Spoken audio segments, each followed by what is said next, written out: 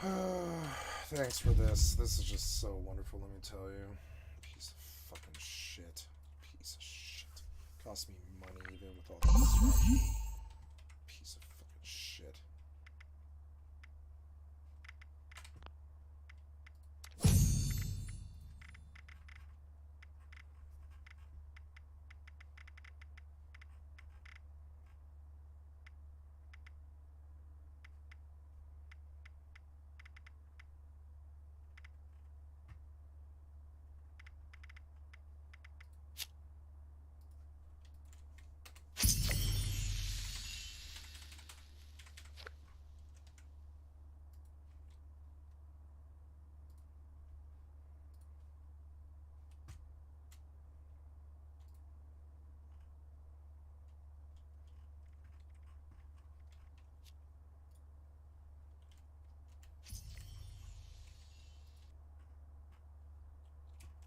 Please stop doing this. Please give me control. What are you doing?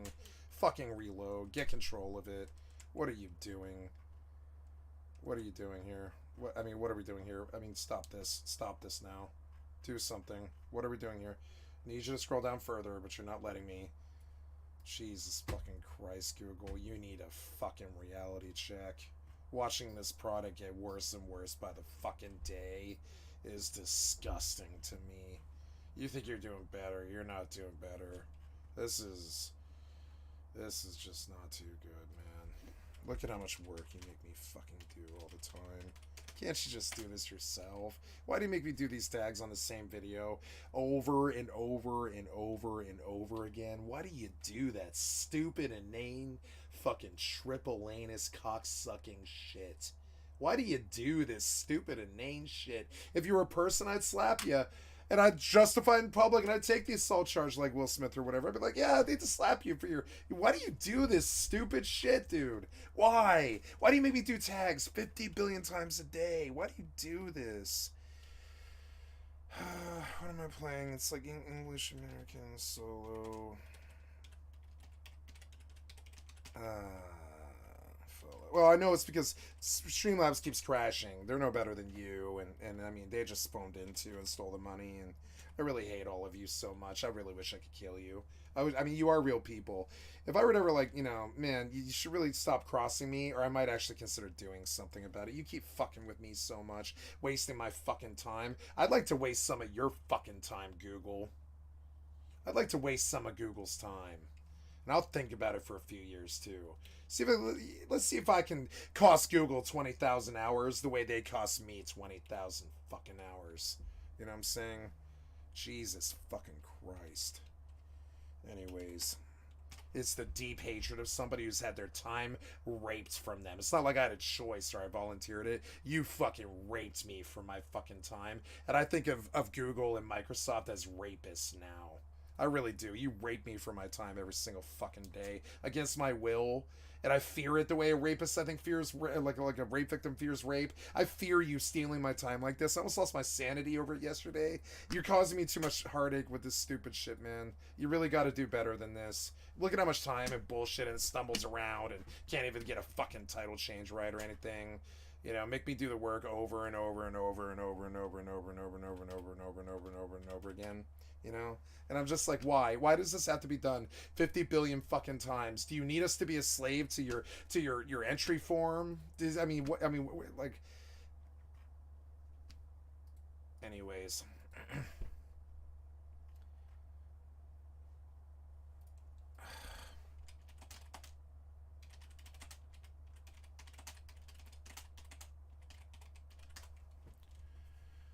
Send it to YouTube. From the left menu, select settings. Left menu, select settings, right? And then, oops, sorry. And I really want to disable fucking. I don't ever want to see a comment again. From the left menu, select settings, select community defaults. Okay. From the left menu, select settings, community defaults, disable, hold, right? Save. No comments. I don't ever want to see it again. Yeah. A warning, huh? For what? Okay, oh yeah, that one from May 9th. Yeah. Yeah. So yeah, okay, cool. More steps towards defeating the triple anus as they try to rub their stinky triple anus all over our fucking faces in every single reality that I go to, in every single game that I play, in every single piece of software that I use. And so yeah, feeling pretty good about how Streamlabs fucked me out of 6 hours of work today. Pretty good. Feeling pretty good about that. If it was a person, I would kill them. They've stolen so much time and hours from me. I'd plot it, and I'd assassinate them like a fucking king. I really don't like Streamlabs anymore, and I really don't like that I can't go anywhere else, and I'm going to complain about it a lot. And one day I'm going to stand outside their offices, I'm dead serious. Like, I can't handle this kind of time loss anymore, and there's not any other programs out there. OBS won't multi-stream. Nobody else will multi-stream without charging me $500 a year, and I'm not going to pay $500 a year because turns out their code is exactly the same as Streamlabs. It'll have the exact same fucking problems. You guys went to fucking market with the worst piece of shit software ever designed, with the most terrible, crippling code I've ever witnessed in a piece of software. Worse than Microsoft, or even. And I don't know why you're strolling around free. Why are you free? You should be in jail. Watching you guys steal wantonly like this is so sickening to me. It's fucking sickening. Unlock for another character. Wait, what do you mean? Free Vault Tech Supply Package level 2. Wait, what? Okay. Wait, I can't get that or whatever? What do you mean level 2? Anyways, man,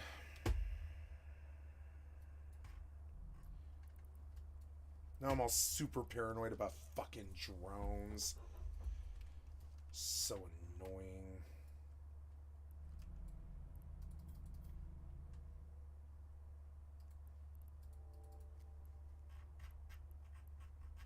So, okay, wow, all of these were cleared out, huh?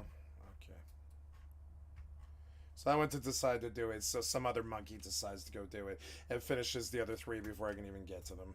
Nice. They sat there for fucking 5 hours. I go to do them, and some other monkey shows up and steals the other 3. And this is humanity now. This is who they are. Monkey see, monkey steal, and act like a shithead. And I'm not like, I'm sorry, it doesn't matter what game you play in. It doesn't matter if it's PvE or not. It's monkey see, monkey jack you, monkey act like a jackass, Monkey does this and monkey does that. It's just like, man, makes us feel so bitter sometimes. I'm like, what the fuck? Why would you wait 5 hours to do the fucking things? You see me do 2 of them, so you gotta clear the other 3 or whatever.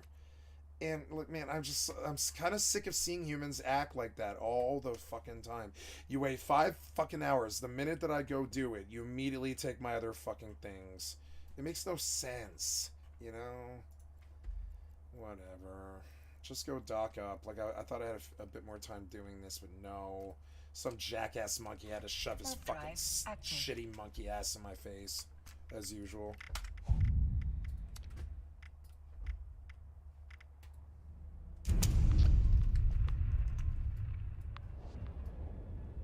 I looked at those sites. There's one. But I mean, whatever. I'm just gonna let him rest. He's obviously gonna steal it, so.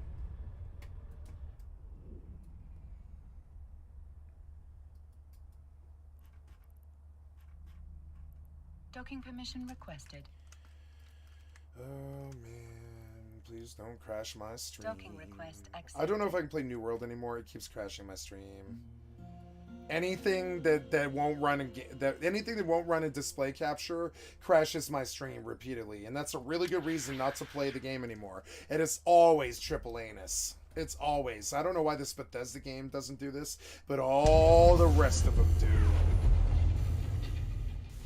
Whoa, what the fuck is that? Too loud.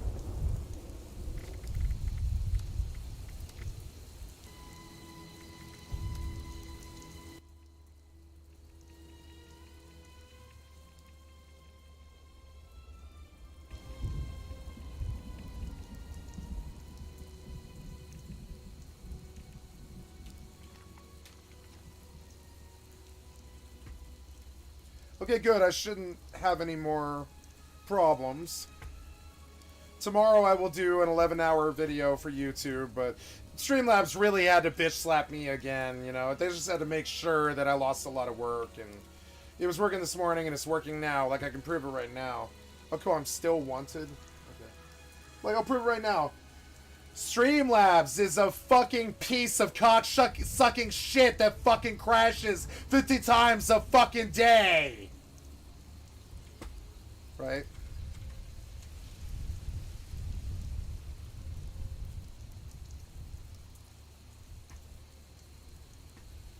Streamlabs is a fucking piece of cock-sucking shit that fucking crashes 50 times a fucking day. Exactly. So that's what I did this morning, and it was fine. But then I go to check my 6-hour video, and it turns out Streamlabs fucked me in the ass again. Thanks. Thanks, Streamlabs. If you were a person, I'd kill you. No, hands down. No, I throw away. I do 40 years in jail if I could kill Streamlabs. It's caused me so many problems in the last 2 years, and I just keep thinking about how it causes everybody else so many problems too. If it was a person, I would kill it. Oh yeah. No, hands down. I'd take the chair. I'd take a chair if I could kill Streamlabs. No problem. It causes me so much fucking anguish and shit. If it was a person, I would kill it. No problem. No problem. I would use some other program if they didn't have a monopoly, but they're the worst piece of shit in the history of human race. You know what I'm saying? It's caused me the most problems. Humans don't cause me the problems Streamlabs do. Fuck Streamlabs. Jesus fucking Christ, man. I just want you to work for a day without crashing 11 times. Is that too much to ask? One day. It's been 200 days of you crashing 20 times a day. It needs to stop. Reformat doesn't matter. I've tried and tried and tried everything. Every day I put 2-3 more hours into it. Jesus fucking Christ. Fuck Streamlabs. Fuck Streamlabs and his stupid fucking ass. Fuck Streamlabs. Jesus Christ, man. It's gonna put me in the fucking madhouse. I can't handle putting 5,000 hours into Streamlabs fucking me over and over and over again. Can't handle it.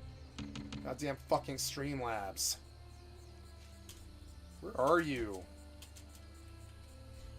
This song sucks. Ah, please don't do that. I can't move. Oh, there you are. Wait.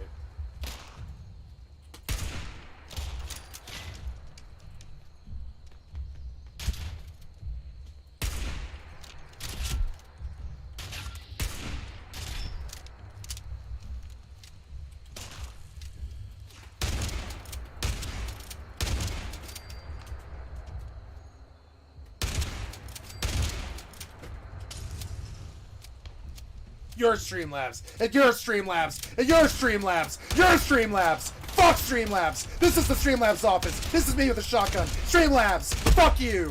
Fuck Streamlabs!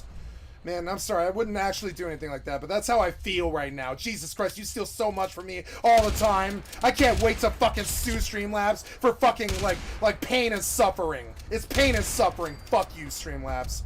Steal my money and fuck me over with your fucking streaming monopoly bullshit ass Amazon fucking AAA fucking asshole March of the Bastards, 15 different corporations running it, so they're all stealing, so of course the program doesn't work.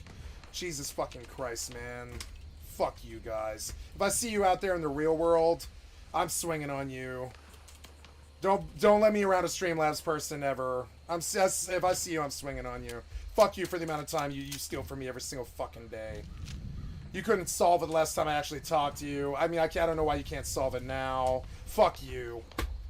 You're worse than fucking Microsoft. Watching you crash over and over and over again. All day, every day. Fresh reformat, doesn't matter. Crash, crash, crash, crash, crash. Crash, crash, crash. Streamlabs crash. Streamlabs crash games. Crash, crash, crash, crash, crash. It'll put me in the fucking madhouse every single day. 40, 50 times a day. For 200 days in a row. Why? Why are you crashing over and over and over and over and over and over and over and over and over and over? I've never seen anybody like with a program crash as much as Streamlabs. And I send a report. They must have received 45,000 fucking reports from me every single fucking time. Windows should probably be contacting me because of the 45,000 times I've complained about the Streamlabs program dying every single day. Why isn't Windows calling me and be like, sir, we see that you've opened 45,000 tickets because of the Streamlabs program. Is it really possible for a piece of software to crash that much? I actually kind of expect a phone call from Microsoft at this point. Like, is it really possible for a program that's on the market to crash that much? Why is it still on the market? Why is it okay for them to do this? Fuck them. Prosecuting myself. You better watch it. If I ever make any fucking money, I'm coming for you, fucking Streamlabs. Swiggity swooty. You made the fucking list. I'm coming for you, motherfucker. I'll sue you myself. Fuck you.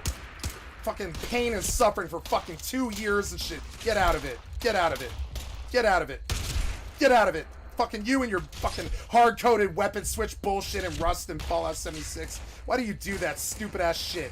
You and your fucking hard-coded mouse roll bullshit. See it? Hard-coded mouse roll bullshit in every single shooter I ever fucking played. Call of Duty on down to this. Every shooter I've ever played, they hard-code mouse roll to change weapon because they're fucking worthless 25 years ago. They're worthless now. The same bullshit that they did 25 years ago, they're doing now. Fuck them. They were worthless then, they're worthless now. 25 fucking years and you can't fix that hard roll. Every fucking shooter I play, you can't fix this. Fuck you guys. You can't fix this. You can't fix this. Fix this shit. Fix it. Fuck you. You and Rust do this stupid shit. You, Rust, Call of Duty. Every shooter I've ever fucking played does this stupid fucking shit. Why can't you fix it? Fuck you. Fix it. Fix it. This shit is horseshit. It's not just Bethesda. Every shooter I've ever played does this shit. Rainbow Six did it. Everybody does this stupid hard-coded shit. Can't you get a fucking clue? Nobody wants to roll their mouse and change weapon. Nobody in the world. Nobody did 25 years ago. Fuck you. Fuck you and your fucking stealing. Fuck you and your fucking stealing. I'm so fucking sick of it. Fuck you and your fucking stealing. Swear to God. You fucking steal too much, goddamn software development assholes. Watching you fucking steal in real time like this makes me so fucking sick. Watching you bad code, hard code, fucking weapon switches into your fucking shooters betrays how really worthless you fucking are. It really does. Get your fucking shithouse in order and fix the steering wheel. Assholes. Fuck you. Fix the steering wheel, motherfucker. Fix it. Fix the steering wheel. I'm sick of it. Like this shit. Watch it. Like see it. Like do you see it? Fucking in every shooter that I play. Fortnite doesn't fucking matter. They're all mentally retarded. Now Fortnite will let you bind out of it because Epic is much better than all the rest of you. I hate to say it, but Epic is much better than all the rest of the shooters combined. None of them have a clue. They all do this. They're all full of garbage like this. They're all like, even Tarkov does it. It hard codes that fucking mouse reel. Like hard code failure into their fucking game. So every gamer in history can easily see it. The second they log in, second one, they can easily see the failure hard coded into the game. Easily see it. I'm talking easy. Taking it, some lawyer needs to take it into a courtroom and be like, why do you do this? Why do you do this? Why is this legal? Why? You know, why is it legal? Why is it legal? Why is it legal for you to do it in Rust? Why is it okay for you to do this in this game? Fortnite doesn't do it, but it's the only game in history that doesn't do it. Every fucking shooter in history does this stupid mouse roll, hard-coded fucking bullshit from 1996. And if you were in the room with me, I would swing on you. I'm serious. You cost me so much time with that horse shit. I would swing on you, motherfuckers. Don't let me in a room with these software developers. I really hate them. I really hate them. You know what I'm saying?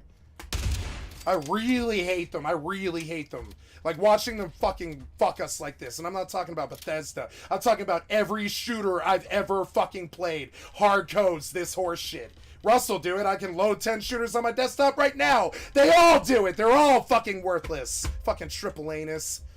Fucking triple anus. Fucking bullshit, man. Watching it in every game I play makes me so fucking angry all the time. I get so fucking angry. I'm like, why must the software be so bad? Why is software horrible now? Why is software fucking worthless now? Why is every piece of software worthless now? Like, why?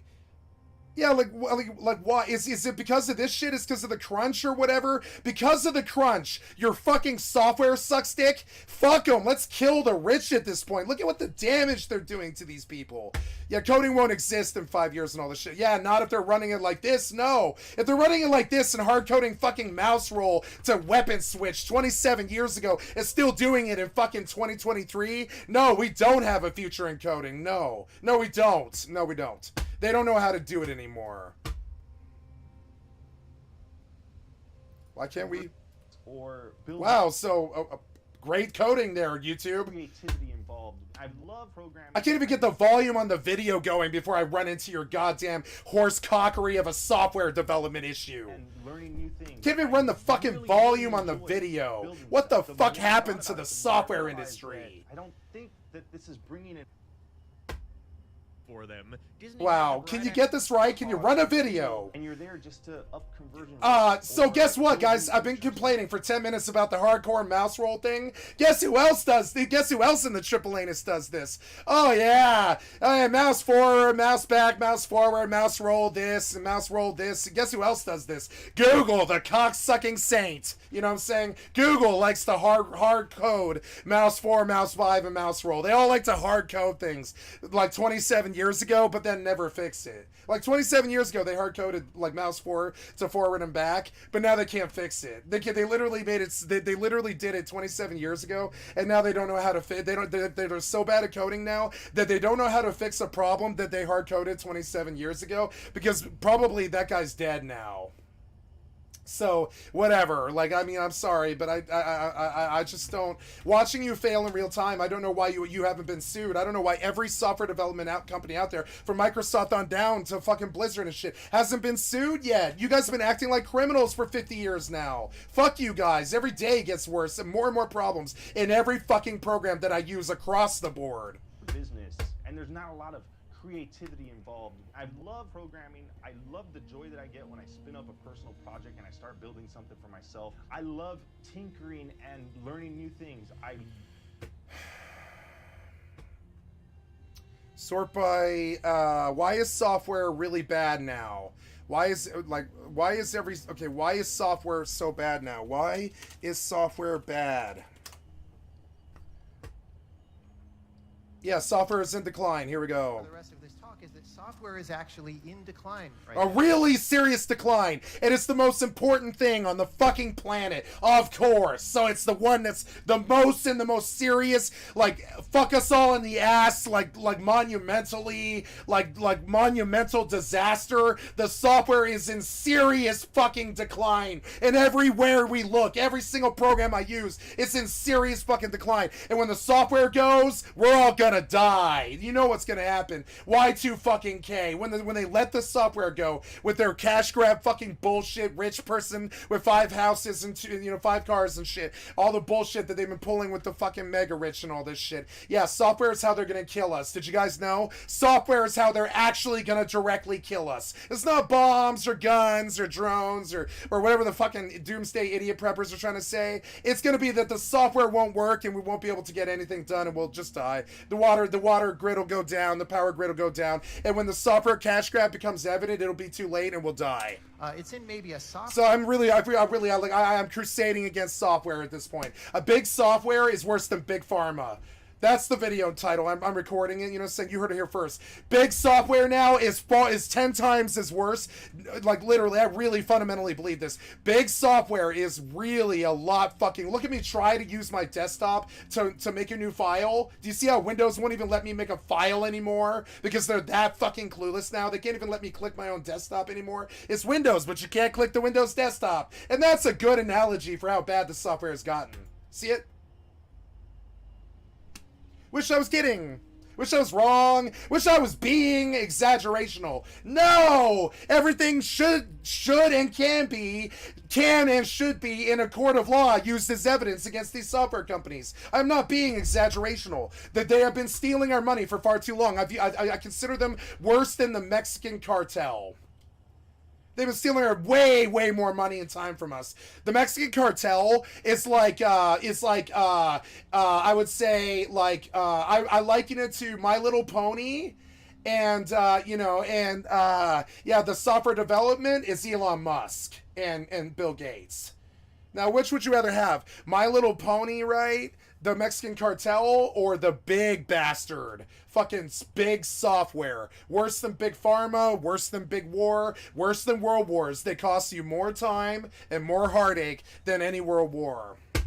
I'm serious. The software is the new world war. I really believe this. It's like disgusting. Watching the decline and watching them like try and kill the human race with this is like really disgusting. It's like base to me.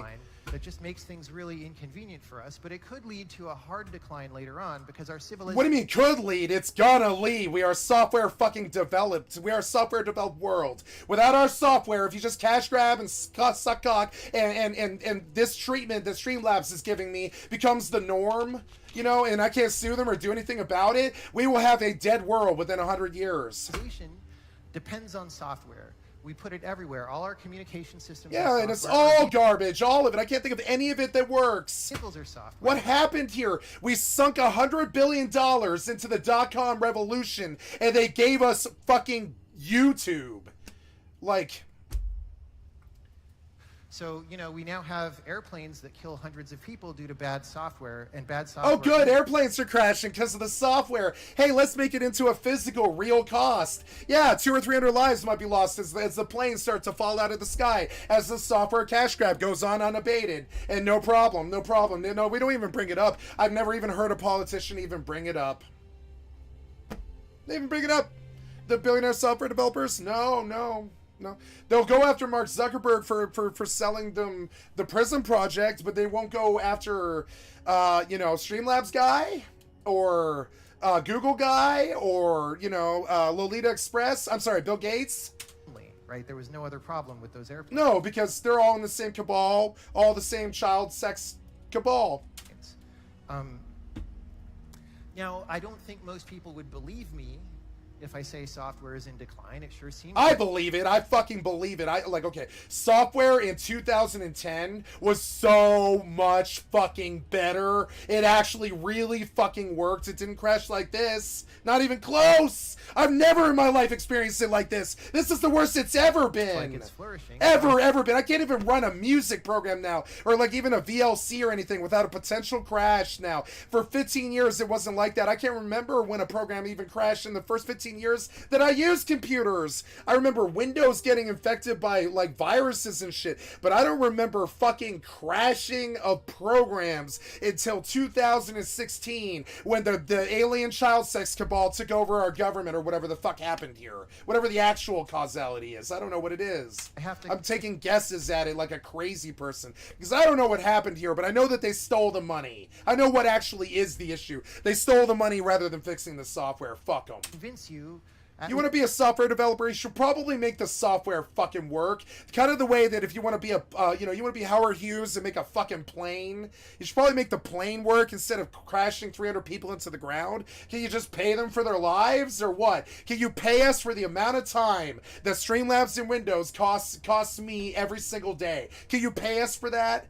No, and I'd like to see you prosecuted. At least that this is a plausible perspective, and that's my goal for the rest of this talk.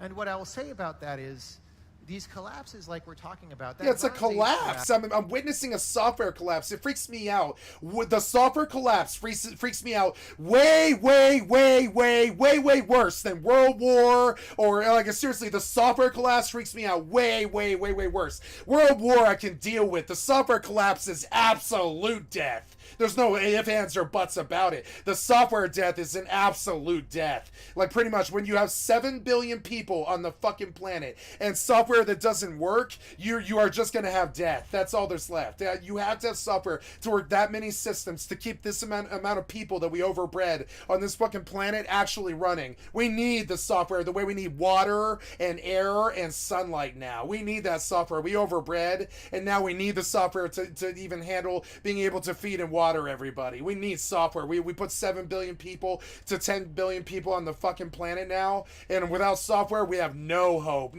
Full-blown catastrophic death of the entire fucking human race. I'm dead serious. This is the actual problem right now, and I've never heard a single fucking person talk about it, not even once. This guy's talking about it. Now I've heard somebody talk about it. But I know real catastrophic problems that scare me way worse than nuclear war, which is that if none of the software works, what do we do when the nuclear war starts? Can we even get out of our house? Is the front door locked with a piece of software? Was massive. Can we even get out of our house when the World War starts? Because is the front door locked with a piece of software? Is your cell phone locked with a piece of software? Like, etc. Like, is the information you need about where you buried your stash in your computer? Because that's gone now. The software developers stole all our money and killed the world.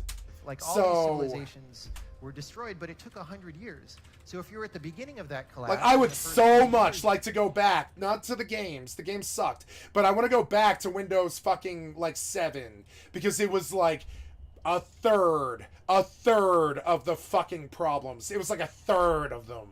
A third. you might think, It was like a well, third. Like, now it's like triple the fucking problems, Windows 10. It's like triple. things aren't as good as they were 20 years ago, but it's fine. We're Yeah, basically... things not as good as 20 years ago. You hear him talk? Jesus fucking Christ. Why are you guys worried about killing each other in fucking Israel? We need to worry about this. Jesus Christ, like, we need to worry about this. This is a bigger fucking problem. I'm not saying that your struggle doesn't mean something. I'm saying you trying to kill each other while we're trapped in here with 7 billion fucking people in a 1-bedroom fucking apartment. I need software and internet running to get us out of this fucking apartment that we stuffed 7 billion people into. I don't need you shooting each other over some fucking religious war. Get a fucking clue. the same, right? But then you keep thinking that, every 20 years... Every 20 years it'll get better, right? No. I have experienced a serious decline in the quality of software in the last 15 years. Serious one. A couple cities get burned to the ground, and then eventually there's like nothing, right? Fall of the Roman Empire was about 300 years. So if you're in the middle of a very slow collapse like that, would you recognize it? Would you know what it looked like from the inside? So of course I expect the reply to what I'm saying to be, you're crazy. Software is doing great. Look at all these internet companies that are making all this money and changing the way that we live. You mean controlling us? And I would say, yes, that is all happening. But what is really happening is that software has been free riding on hardware.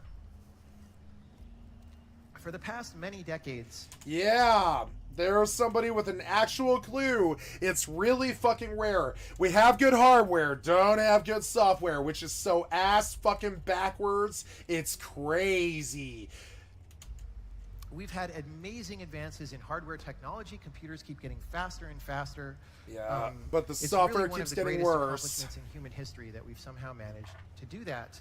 Yeah. And software gets better, in air quotes. Preventing the Collapse of Civilization by Jonathan Blow. I'm going to read it. Because to me, the collapse of the civilization is the Google not working. Because it is. It is. The Google's barely working for me now. It won't even do a search half the time. It just clicks some blank screen and shit. What's that about? After, like literally, it has been 3 weeks since my last reformat. And already Google won't even do a search half the time. Because it has better hardware to run on.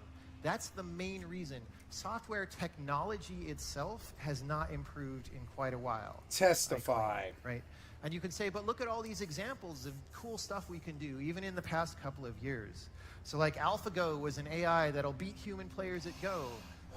And you can go on like Instagram or whatever app and like make your face look like somebody else's face. That's crazy. We didn't used to be able to do that. And that's true. But most of these, again, are products of hardware being fast. Most of these cool things that we do now are due to machine learning algorithms, and it's, those really are relying on quantity of computation right now to produce impressive results. It's hard to imagine being able to train AlphaGo 20 years ago on the computers we had at that time, right? So it's not if my computer had crashed like this in 2005, I would have just quit gaming. My computer did not crash like this at all in 2005. Not like this. No. Now, you would get catastrophic Windows problems because of Trojans, but you wouldn't get a program crashes almost ever. You would never see a program hang. Not really. I mean, it happened like for browsers and stuff, but you wouldn't really see any programs hang until 2014. And then suddenly you hear this word hang all the time. Because that's what it does. Like something happened there. They just cash grabbed it and left. There are software technology improvements here. Right around 2014, they just cash grabbed it, phoned it all in, took that money and stopped producing. And then just retired to the Cayman Islands with their demon bankers. Learning algorithms have legitimately gotten better. And, and patronized the Lolita Express. There's two things to say about that. Well, the main thing to say about it, I will say, is just that it's a minority of actual software technology, right? So of the volume of things that we run, the thing that runs the machine learning algorithm that produces the actual impressive result is a very small piece of the program. It's actually really simple once you understand the math, and especially if you don't have to train it, if you just have to use it, right? And so when you take an app on your phone like that that does something funny with your picture, the part of it that does the thing that we think is cool and really value, that piece of software is tremendously simple compared to all the stuff about like loading the bitmap for your face or responding to user input events, right? That part of the software is huge and complicated and is the part that's kind of falling apart. So I would characterize software the front as end, having the small UI, local technological improvements like machine learning with overall inertia or degradation. Bad front ends are like literally my path to insanity.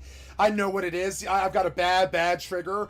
Bad fucking front ends like Streamlabs and stuff are the fastest way to put me in a madhouse. I know it. I've known it all my life. My mother's exactly the same way. She'll see a bad front end and she'll be like, I can't do it. I can't do it. I can't do it. I'll get in a loop and I'll fucking go crazy. I'll go crazy and I see her do it. And I'm like, yeah, I can't either. I can't do it either. Can't do it either, man. I can't do bad code. Can't do bad software. Can't do bad software. It's really bad for a human's brain to do bad software that breaks on you and you're trying to figure out the puzzle to get the program to work and you're like, why won't it co-install with the other program and get the other driver to work with the other driver or something? And you're like, what the fuck? Why am I doing this? It's because they just cash grabbed the money in software and left.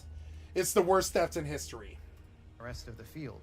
And we're very impressed by the improvements though, right? And let me illustrate the degradation parts as best I can. We don't expect software to work anymore. We're like, oh man, I'm really surprised that there wasn't a Streamlabs crash today. You know, but when really, for like the first 15 years of using a computer for me, I don't remember a program hanging.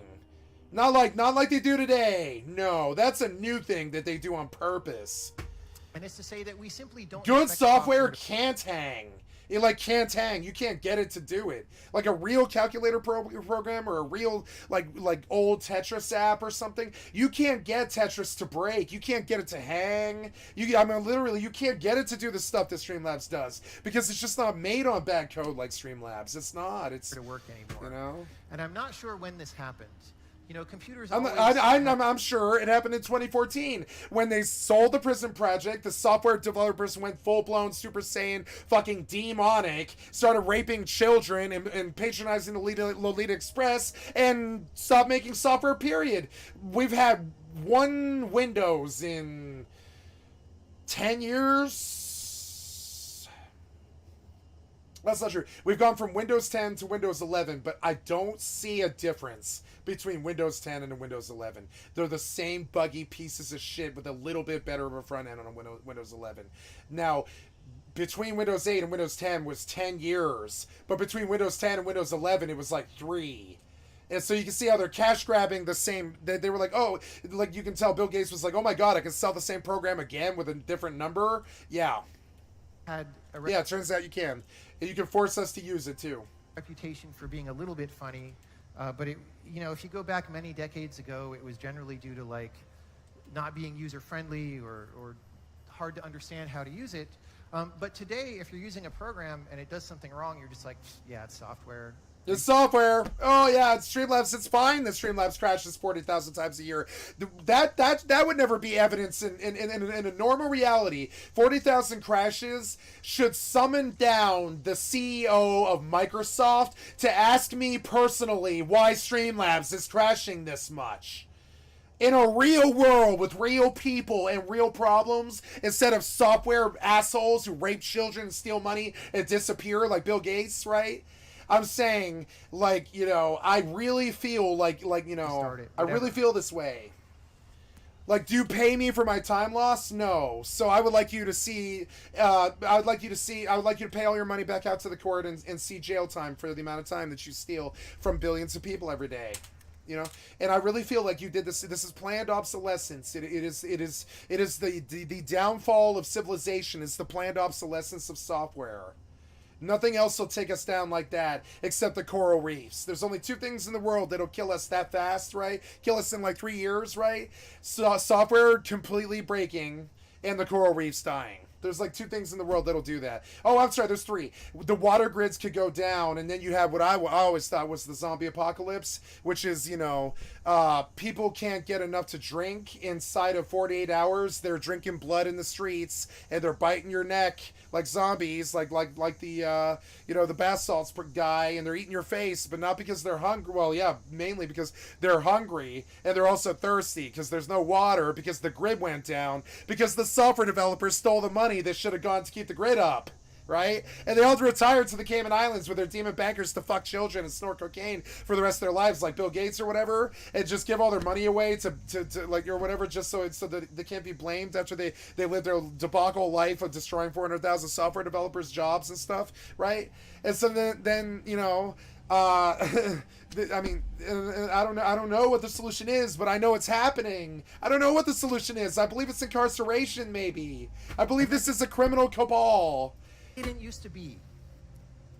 I believe I believe that if you were to go to look at the paperwork, you're going to find a greed is good moment where they literally are charting the apocalypse, and they're planning it, and they're selling it to the highest bidder. I think they've got files and paperwork on it. I think there is proof out there if we were to just look. I think there would be up in there in the offices of Google. It's going to be a fucking blueprints on someone's like desktop that's going to be like how to kill mankind with software fucking planned obsolescence. There's going to be a treatise written on it.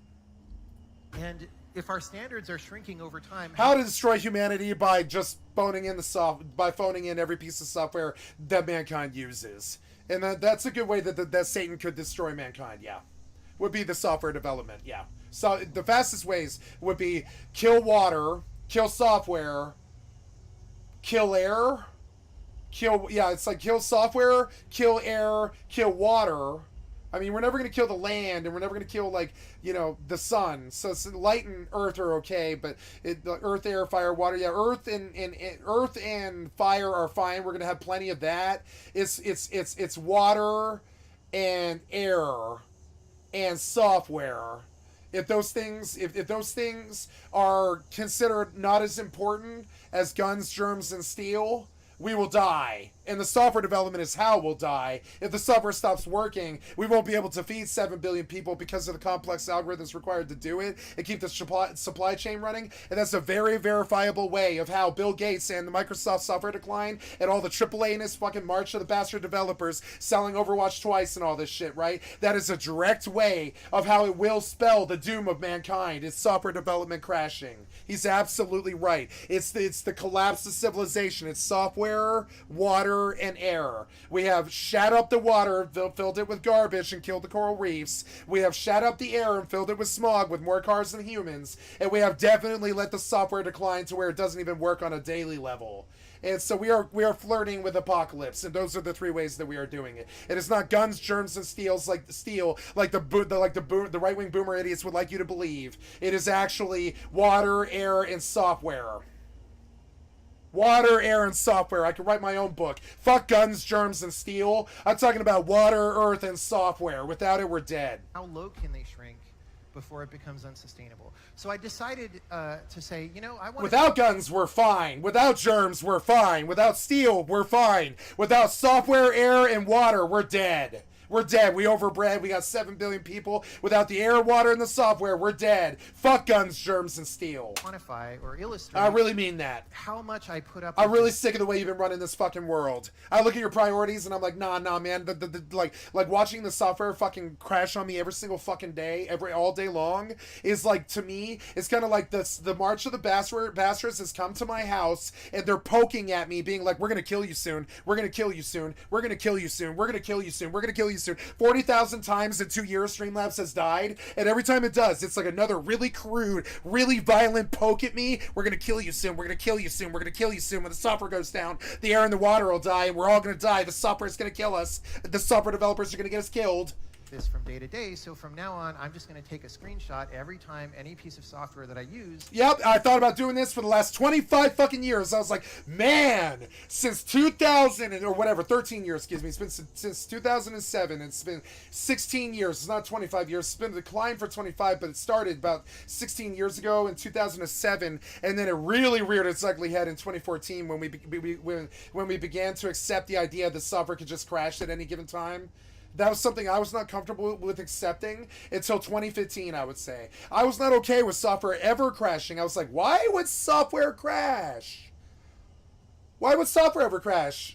Did you just not write the code where it wouldn't eat itself? Or why would software ever crash? It's an interesting question. Software, if you think about it, it's a bunch of code.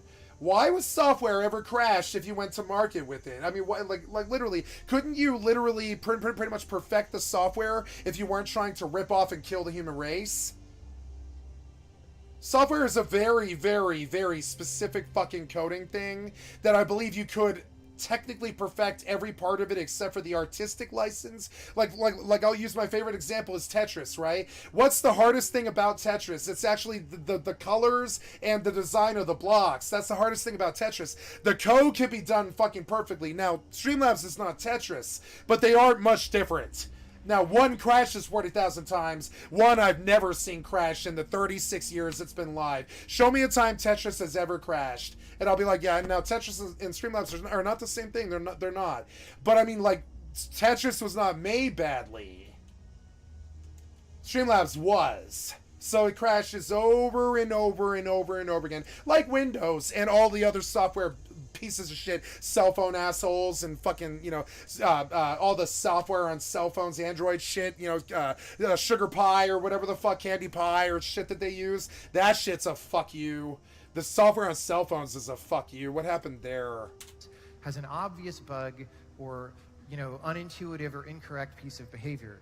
Yeah, like now, what the software that I grew up designing just couldn't do that because there wasn't any faults in it. You literally couldn't crash any of the programs I ever wrote because they didn't do anything that wasn't perfect. Now, I think they literally now phone in the software and laugh at us while they walk to the bank, and they know that we're not going to do anything. They know that we're not going to do anything. We're not going to say anything. We're not going to call somebody. We're not going to call in the Better Business Bureau or prosecute them or anything. Software developers know they have the greatest criminal enterprise in the history of the human race beyond prostitution and drug dealing, which is software, right? It's the greatest criminal enterprise known to man. If they phone in the buggy shit on purpose, they can steal our time wantonly and kill our souls. It's a direct path to death and collapse. It's the collapse of the software is the collapse of the civilization. You know it, I know it, everybody knows it. Without your cell phone and your computer, how good are you? And no, I'm good. I can walk out that fucking door, start a fire, kill an animal, set some traps and stuff, and build a fucking tent and live out in the mountains and get the water purified and, boil water and all this other shit and purify water all day while I think about food and build shelter and shit. I can do that. Most of the 6 billion other people on this fucking planet can't. They need their software. They need it like they need the air they breathe, but they don't want to admit it, and they don't really want to address the problem of somebody choked up and bottlenecked the software, cash grabbed the entire motherfucker to the tune of $100 billion, let it all become buggy pieces of crap that don't work, and made us build all of our infrastructure on it on top of it. And Y2K was a joke back then, and it's still a joke now. But the software collapse is not a joke. Well, that's not some buggy code with a like a date or a time. That's like Windows won't even load anymore. But we had China nuke Seattle, so we can't get Microsoft running anymore. So now every household in America is under severe security threat because we pissed off China and Russia because we kept attacking them over and over again, or whatever. We got involved with Israel or something like that, right? So the first thing they do is they bomb Microsoft in Seattle, and then suddenly all of our screens go blue screen, and we can't get a network running, and then we can't even figure out how to get in our garage because it's a code lock or whatever, and suddenly you begin to realize how fast the collapse of civilization is. It's either the water grid going down, the fucking software not working anymore, Windows not working anymore, or of course the death of the coral reefs. And if you don't know what the flavors of apocalypse in 2023 are, there's 3 strong ones that were headed full speed towards all 3. Well, right when I decided that, I was working on my compiler in the command line, and we're headed full speed as fast as we can go. More houses than humans, more cars than humans, more homeless than houses, more homeless than cars, right? More buggy software. Just keep buying it. Who cares if it doesn't work? You'll be fine, right? You'll be fine if Microsoft suddenly disappears overnight for some reason, right? Like, for instance, the owner patronized the Lolita Express and it got prosecuted for once, right? Suddenly Microsoft goes tits up and belly up, and suddenly we're all blue screened and we can't even get a video game to work on Windows 13 or whatever, right? So, and this guy knows it, and I know it, and I get so mad that I'm screaming about it all day. I'm just screaming about it all fucking day. I'm sure he is too. I see it like I feel like that guy in the movie Watchmen, right?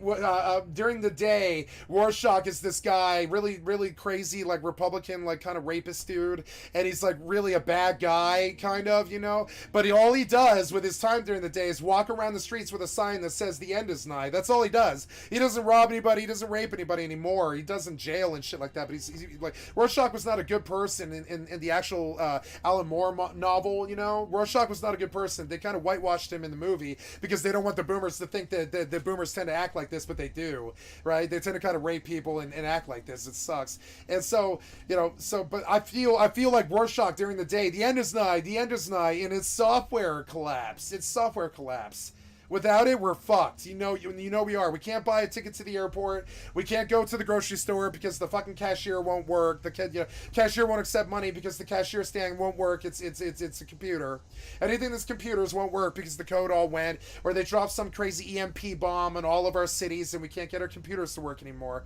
And so, not only is it really dangerous in that aspect of it, which I expect my government to take care of, it's also really bad in the respect that all of the software is being run by the cultural world's elite that are raping our children and fucking our fucking, you know, our fucking country over. Deep state American Taliban, Republicans, you know, Koch brothers and such, right? Those people are killing us. They're fucking killing us, and this is the proof. You think I'm on some podium exaggerating all of it? Oh, Skycat's just a cracked, crazy person or whatever. But nah, I can run you 60 or 70 fucking TED Talks videos right now saying exactly everything that I'm saying. Where did you think I got it from? the console that I use, after a while, just starts saying attempt to index a nil value in the prompt because it's written in lieu of. Yeah, like good software can't break. So I kind of wonder, how is all this software breaking, Streamlabs? How is all the software breaking, Windows? Did you do it on purpose? Should we incarcerate you? I think you planned obsolescence your software so we would buy more of it. I think you planned obsolescence your your software, so that your hardware buddies that you're hand in hand with, like like a circle jerk, right? They can sell their good hardware and computers for $3,000 a piece, like Dell or whatever. So you get your nice software and hardware handshake, right? And so not only do you need software to fail so you can sell more software, but also we might blame the hardware if the software fails, right? Which also makes Intel rich. So yeah, let's just fuck the public with bad software and the hardware is great, like he's saying. Hardware is great. Don't really have any issue with the hardware. No, hardware is great. I mean, it breaks after 5 or 10 years, but I mean, that's about true of almost anything, really. Even humans kind of break after like 5 or 10 years if something goes bad, like me. You know, but for some reason, like what happened for me, I know what it is. World of Warcraft software went in decline, and I got immensely depressed until I was just pounding methamphetamine and trying to bang strippers and shit. When the World of Warcraft software went in decline, I got depressed, right? When the Windows got even worse, I got even more depressed, and when it started crashing every single fucking day, I got even way, way worse. Then I became a streamer, and I started dealing with Streamlabs and Windows at the same time, and I watched the worst software decline I've ever experienced, which is Streamlabs, and watch it steal the most time I've ever given anything. I've given Streamlabs more time than I've given my mother in my lifetime. Streamlabs has cost me more time and its buggy code and crashing than taking care of my mother in my entire life has, I believe now. I've clocked more hours now fighting with Streamlabs than, say, like moving my mother's storage lockers around or some such. I believe it has cost me more thousands of hours now thousands of hours. If you do it for an hour every single day, it's 7 hours a week, 28 hours a month. It adds up. 100 hours after, 100 hours after like a quarter year. So it's I'm not up to 1,000 yet, but I'm somewhere around like 900 hours of fucking with Streamlabs every single fucking day. Of fucking with World of Warcraft every single fucking day. Of fucking with Bethesda games every single fucking day. Of fucking with Windows every single fucking day. Fucking with Outlook every single fucking day. Fucking with my cell phone every single fucking day. Fucking with my tablet every single fucking day. Fucking with my PlayStation every single fucking day. Patching this game, patching that game, patching this software, patching that software. The entire system needs to be completely overrode and made illegal. Then I go to Emacs and I'm working on my code and oh, this game's 125 gigs, no biggie. That do we even make drives that big? Oh, that's totally fine. Emacs is set. Oh man, did they just fill World of Warcraft with a bunch of graphics instead of like actually making gameplay? That sucks. But hey, we don't do anything about software, so hey, good job, Blizz. High five for Overwatch 2 and World of Warcraft since Shadowlands, or well, really since. Like, yeah, Shadowlands. You so, reload files that have been modified. What happened here? What happened? I'll tell you. It's all the Lolita Expresses formed the cabal, decided to planned obsolescence, fuck us in the ass while they fuck children in the ass too at the same time.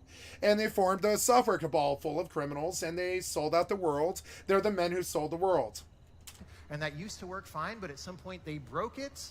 They broke it on purpose. It reloads. Software does not break, guys. I think the young generation seems to think that, oh, it's so funny this guy can't complain about software or whatever. But no. If you had ever actually read a book or done anything like even remotely creative or like having anything to do with computers or like learning or anything like that, instead of just playing video games your entire life, right?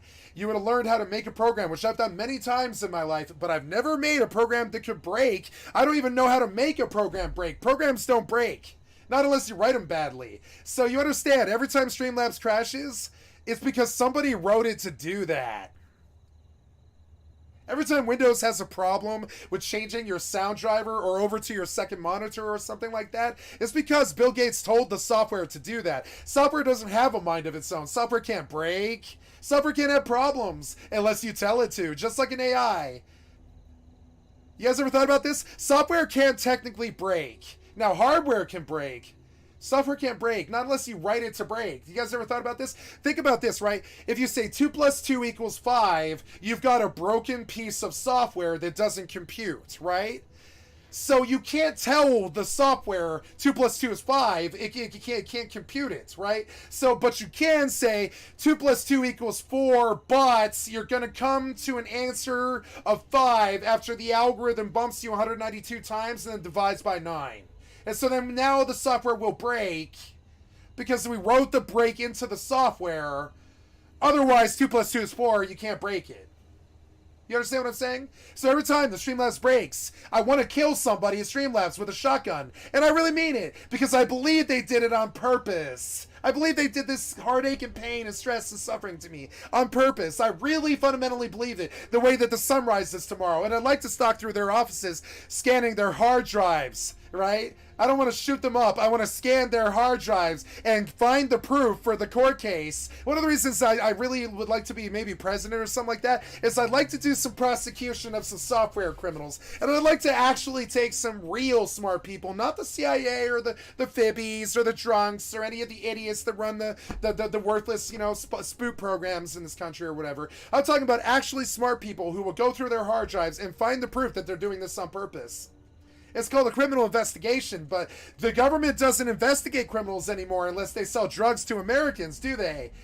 The only time that the Americans ever really prosecute criminals anymore is if it's rape, murder, or buying the drugs that we love, right? So... loads the file too early and doesn't get the whole when was the last time you heard about a software developer being prosecuted?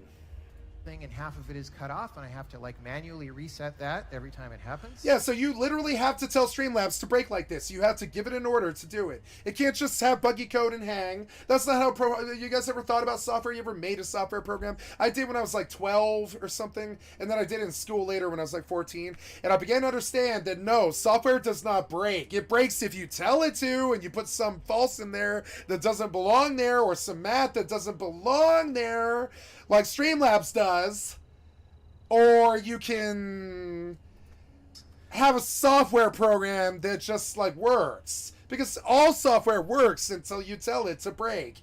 At the point that the software like serves its function and commits and executes its process, right? It is working perfectly. Somebody else has to go in there and tell it to break at that point. Someone has to add math to it or change it. Otherwise, software doesn't break. It's not this buggy shit that we think it is. Software does not break. It doesn't hang. It doesn't do any of that shit. It only does that shit if they tell it to do that shit. I know it sounds like really paranoid, but I'm not kidding. I really believe this. I don't want you to believe it. I don't care if you believe it. I know it to be true. They make this software break on purpose. You can't make software break.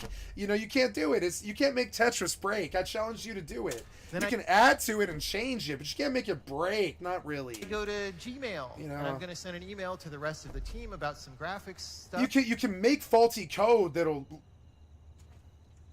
What's that sound? Oh yeah, that was like a player? No. That guy was still low health. God damn. So yeah, and I like complaining about this stuff, right? I don't care if it scares 10 people away. I don't care what you think. I'm going to testify to the destruction of the world. I don't care what you think. I know you want to sit back and play with your dick and eat chicken for the rest of your fucking life and watch people on stream or whatever. I get it. But see, I don't. I consider us dead in the next 10 years. And this is how I know how to do anything about it. This is what I know. Making decisions about what to do, and I copy a line of a previous email and paste it into the reply box. And then I start typing my reply, and it goes into like a 3-character wide column over here. I love scaring people away. Somehow they've managed to reproduce all the kinds of stupid Microsoft Word formatting bugs that everyone was frustrated with in the 90s and 2000s. Now those are in Gmail, and I don't know how to fix it. Like, you fight with it for a while to get it to stop happening. You have to like delete something invisible. I don't know. Very annoying. So then I say, okay, I'm going to get some real programming done. I go to Visual Studio. And I say, I'm going to type in my command line arguments up there. And as soon as I do that, we get this box that says, enumeration operation may not execute. And that's where Microsoft wrote in the bug. Right here. See it? Microsoft wrote in a Visual Studio bug to prevent you from being successful with your changes. They spent more time trying to block you to break the code than they did trying to write the program well. And I believe prosecutions are in order.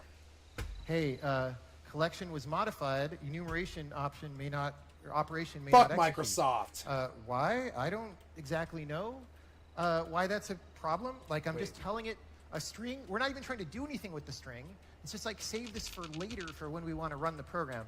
But apparently that's too hard, right? And this is far from the only problem with Visual Studio. Visual Studio has many, many bugs. But this is the funniest one because it's so simple what I'm trying to do. And it can't do it all the time. I don't know what percentage of the time this happens. It's probably like 5%. I don't know, 4%. So then I decide to pull off some Steam and play some games. So let me download a game on the Epic Store, but we're unable to start the download for some reason. So maybe Oh man, every time I think I'm alone in this, you see someone else is like really having the exact same fucking experience. I'll go to Steam because that's a more reliable, longer lasting store. Yeah. And I'm able to actually download a game, but then when I go to the install window, it's just like a black window and I have to restart Steam to play the game.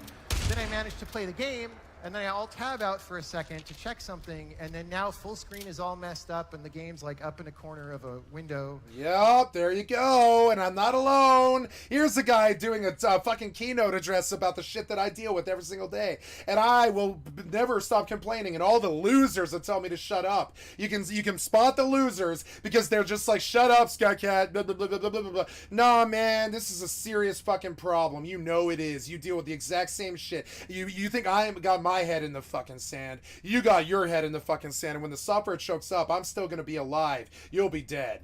Right. And then I have to restart the game to get. Because I know it's coming. When I saw the decline of the software, I knew it was coming, and so we pretty much doomsday prepped. And I'll still be alive when the software collapses. You'll be dead because of it. And you're gonna think as you die in a fucking car explosion or something in a crashed car. You're gonna think back to that moment when Skycat, way back like 10 years before, told you about all of this shit, and you told him how much of an asshole he was for talking about it. Again. And then I'm watching some Counter-Strike. There was a really good match between Cloud9 and Luminosity Gaming about a month ago. And, but for the entire match, there was a mysterious sixth player on the Cloud9 side called Undefined up in the corner there. Let me zoom in on that map for you Oh, good, undefined. Counter-Strike fans. It's undefined is on the left. 100. Yeah, that's really. Why did you write that into your game? That's some kind of scam. So you can maybe, as a developer, you can be a hacker in your own match or something. What's that about? 1,000 people were watching this match, and it was there the whole time. I was thinking about a game I like called Ultima 4, so I went to this website that had the map, and the map was like screwed up because it was like wrapping into extra lines, so I opened a different browser to see it correctly. I needed to get a visa to come to the Russian Federation, so I go to the visa site, and I start typing my information, and maybe I type... And it doesn't matter what software you use, somebody wrote a bug into the software to break it now, to cause you your sanity, to cause the death of the human race. I mean, this is the direct attempt to kill the human race. Every piece of software that we use has broken, and we don't ever talk about it. Even calculators are broken now. You don't know it because you haven't tried it. Now, it might work while you're using it today, but like later on, it might not work, you know? Typoed my phone number, or I put the +1 and it didn't like it or something. So it says phone number is invalid over here. But I couldn't fix the phone number. No matter what I put in, it wouldn't accept it because whatever the variable was for phone number is invalid. Yeah, this stuff it's like a Fibonacci sequence of failure that you'll just spin downwards until you lose your sanity. When you look at the scope of the malfeasance and the rip-offery and the fuckery here, it'll take you right on down that sanity spiral and you'll lose your mind. When you realize that somebody's doing this on purpose, and it's the worst person in the world. Would never I would get say it's Bill Gates. Set. So I had to like... It's gotta be Bill Gates. I don't know who else it could be. Who else has that kind of...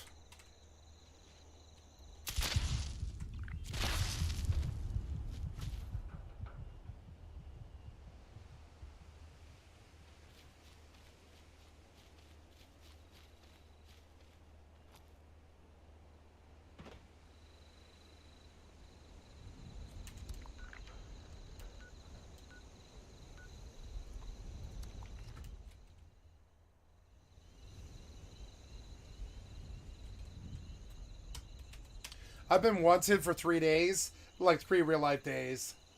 Not 3 game days, 3 real-life days of sessions I've been wanted. And finally that guy killed me. Bethesda did that on purpose. Bethesda does it all on purpose. Stop the application, close the website, like clear my cookies, go back, and reapply in order to be able to... And be very careful when I was typing my phone number. There's just so many of these. Yeah.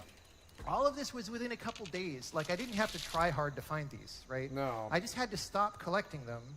But then I come here, and as if to give me more examples in this talk. Yeah, everywhere you go, from your tablet to your cell phone to your smart television to your car to your TV, it doesn't matter what the software is. It's all buggy and all fucked. Here in this hotel, where I've been writing this talk for a couple days, they have this software-controlled heating and lighting system where it's like you kind of push the non-button buttons and things happen. And some percentage of the time, not all the time, when I turn the air conditioning on or off, the phone rings. It's not a full ring even. It's just like a little boop, boop, boop, and then it stops. But I know it's not intentional because it doesn't happen every time. And I am not making this up. This actually happens in my room right now, okay? And then, for this talk, 2 hours ago, I was working at the last minute to make a diagram, and I downloaded fully legitimate licensed Creative Cloud Photoshop to my machine. The first thing I do is go File, New Document, bam. The new document extension could not be loaded because of a program error, right? And so my whole point, though, is we are not surprised by any of this. My other point is that it's getting worse over time. So try this every day yourself, because we've gotten used to it. I didn't even think it would be as much, when I had the idea to record this, I didn't think it would be as much as it was. Try counting for yourself just every day. Just make a little list of all these things, and I think you'll be surprised how many there are.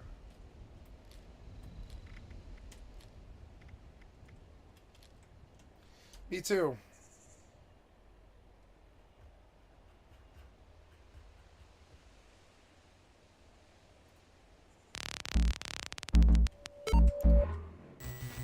Then when it came to giving a talk, it made me think about some things that transpired between both of our societies some decades ago. For example, in 1957, when the Soviet Union launched Sputnik, the world's first man-made satellite that orbited the Earth successfully. Back in the USA, everybody freaked out about this. They didn't like being behind in space and said, oh my God, we got to catch up. We have to get a satellite into orbit in 90 days, which seems crazy. And it was. Our first attempt blew up on the launch pad. But the second attempt succeeded. That was January 31st, 1958. It was almost 120 days after that initial launch. It's pretty fast by modern standards. Then in April 1961, Yuri Gagarin became the first human being to orbit the Earth. And again, that made news all over the world. Everybody was very impressed by that. And back in the United States, people were upset because, again, we're behind. We were behind in what was becoming clear was the space race. And we didn't like that. And what were we going to do about it? So in May 1961, 1 month after that flight, our president at the time, Kennedy, made a speech to Congress saying, like, look, if we're going to catch up and not be behind forever, we have to do something big. We have to commit a lot of money, a lot of resources. We're going to go to the moon, right? And that was kind of a crazy idea. And in 1962, he reiterated this in a famous public speech. And he said, look, we're going to go to the moon before the decade is over. And that was crazy. It was really crazy because we hadn't done anything remotely like that. But lo and behold, eventually we did. So Apollo 11 launched on July 16th, 1969, before the decade was over. And just this year, there's a very good documentary that came out about this whole mission. What it is it's made of all original footage that NASA took during the mission that's been sitting away in cupboards and closets, and they restored the footage, and they sort of made a recreation of what it was like to live through this mission. And I'm going to play a short excerpt from that documentary just to give you a sense of what the scale of this whole thing was like.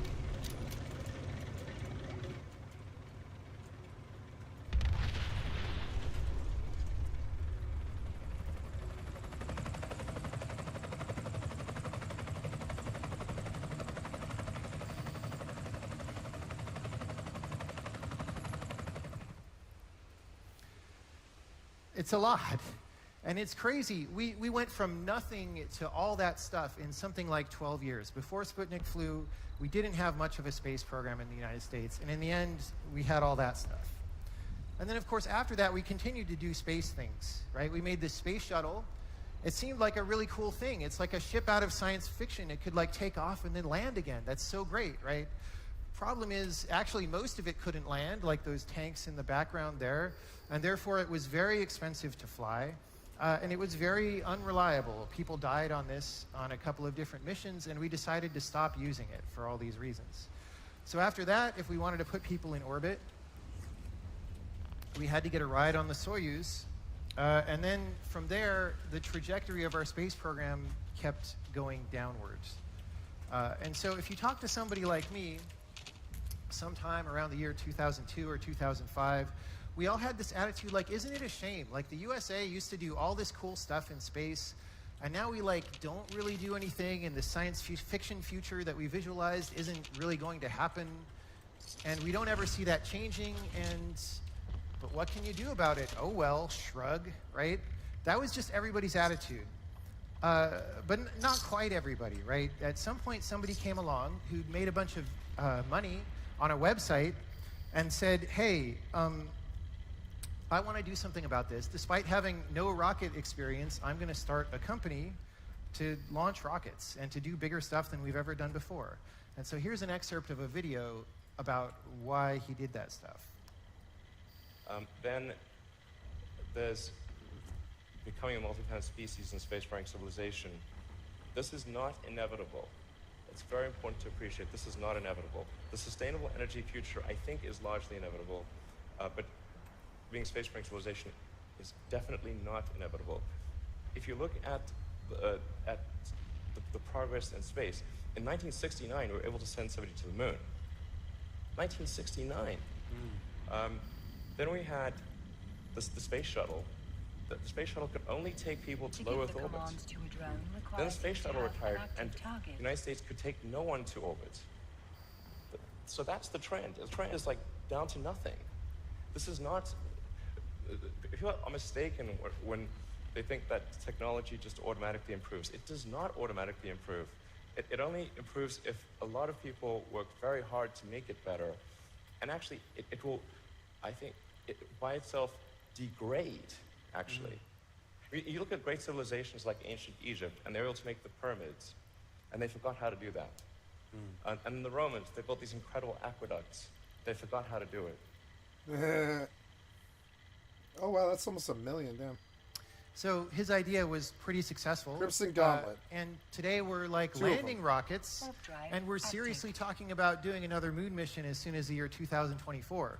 We'll see if that actually happens, but we're at least talking about it seriously, and that's a pretty good thing given where we were not long ago.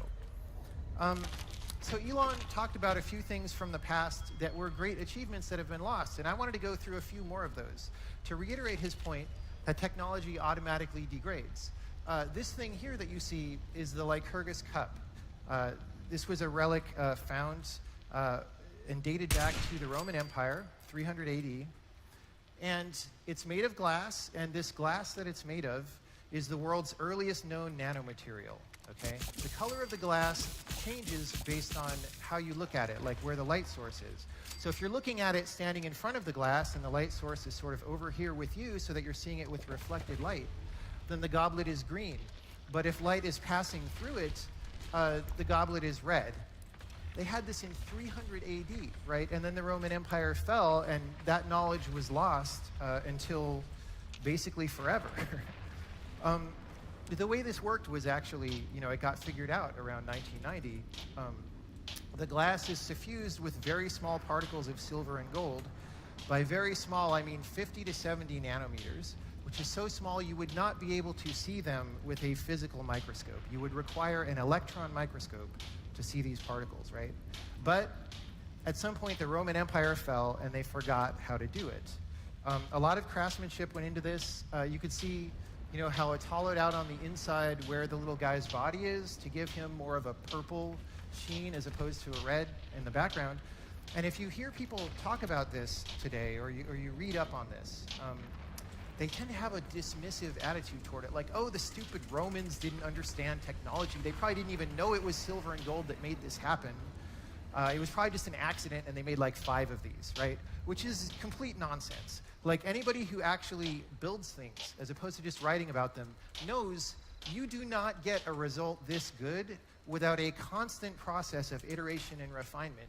You can imagine there was some initial accident, like maybe somebody wanted to make glass sparkly and they tried to put silver and gold in it, and then they noticed a little bit of discoloration and they said, like, why is that there? And maybe they pursued that, like, what happens when I change the proportions, right? How thick should the glass be? Like, engineering results this good takes a long time. And what that means is that in Rome, people were doing something that we would recognize today as material science. And then that was lost. Other stuff happened. Like in the Byzantine Empire, they had flamethrowers, and not like little dinky things. They had giant pressurized vessels in the bellies of ships that shot out a napalm-like substance out of metal tubes that they would use to incinerate neighboring vessels. It was napalm-like in the sense that, like, water would not put this fire out, right? It was a very serious weapon. It was a state secret of the Byzantine Empire. They used it to defend Constantinople over and over again for hundreds of years, until one day they couldn't really do that anymore for whatever reason. And this military secret just faded from knowledge. Nobody knows how to do it now, right? Obviously, we've reinvented flamethrowers, but they're different. This is the Antikythera mechanism, which is named after an island in Greece where this was found on a sunken ship. It was just a corroded hunk of metal, or a number of corroded hunks of metal, but it was very clear when they were originally discovered that gears were involved. And over time, people analyzed this. They realized it's a mechanical calendar that was used to say things like, you know, what year is it? What are the phases of the moon? Where are the planets going to be right now? When is the next Olympic game? Yep, like, we've had technology that had nothing to do with software or microchips for tens of thousands of years. The most impressive thing I've ever heard in my whole lifetime, and I mean this, was one time I heard that the Indus Valley, the Hindu people from the Indus Valley, they had like I don't know, 1,000,000 years ago, they purportedly, I've heard a rumor anyways, I don't think it's confirmed or anything, but what I heard is, I heard this on the internet somewhere, or from my best friend or something, but the Hindus from the Indus Valley were supposed to be extremely advanced. Like, for instance, the theory is they had internet, they had space travel, they had planes, they had, like, you know, aqueducts and sewers and stuff, and so many years have passed that you know, so technology may have been, like, really advanced back in the past. We might have had computers, you know, 1,000,000 years ago. I don't see why we couldn't. We have them now, so I don't see why we couldn't have them 1,000,000 years ago. I don't really see why. Games, right? Why not? And people have run scans on what is left of this and managed to deduce what all the gears were in this mechanism. And it's very different from what I thought. When I first heard news about this, I thought, like, oh, they must have had some cute little gear things in Greece. That's surprising. But let me just show you the scale of the generally agreed upon reconstruction of what this device actually was.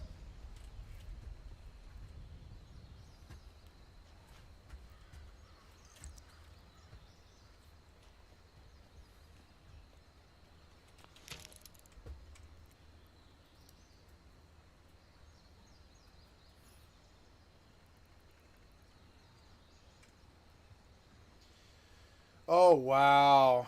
Yeah, why not? Look at how That fucking... seems like a lot of gears, right? Yeah. But wait, there's more. Yeah.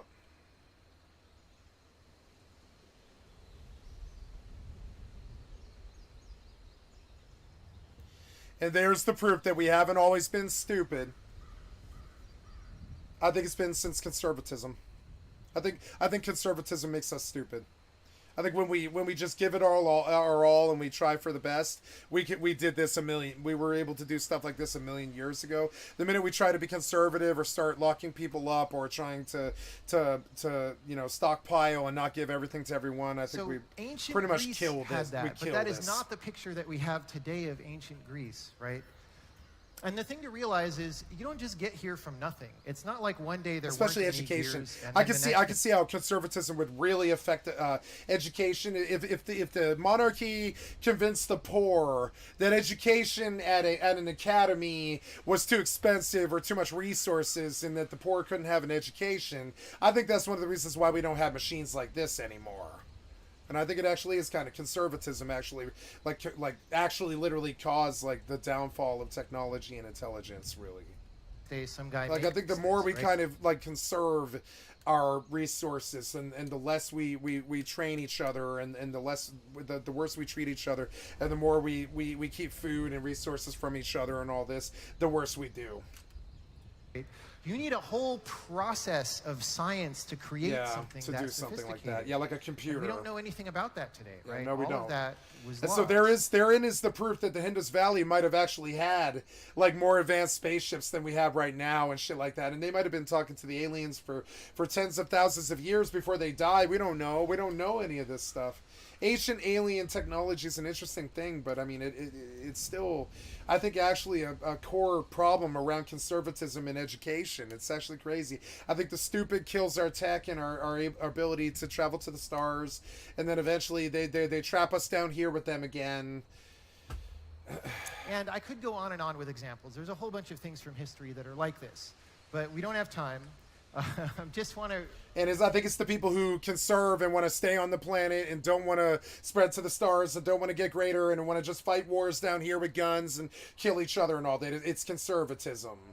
is actually literally like I think it kind of like kills like forward progression for the human race. Believe it or not, the less we have to worry, the less the society has to worry about how much food they have to get, how much water they have to get, shelter, all that stuff. The less the society has to worry about the things that they need to survive, the more we start making things like this. So the more that we conserve and try to take away and stockpile and deprive the humanity of the things that they need and the attention that they need and all this, the less likely we are to do stuff like this and more likely we are to just try to kill each other. And I blame the conservatism. I know it sounds like I'm trying to meld some modern problem into an old problem of ages, but I'm actually trying to write like a 1,000-page treatise paper about how to avoid preventing the collapse of civilization. And I believe it's the minute that you start. I mean, I wrote a thesis paper about this in college about St. Thomas More's Utopia. The difference between us and what's happening right now in Utopia is conservation and stockpiling and surplus.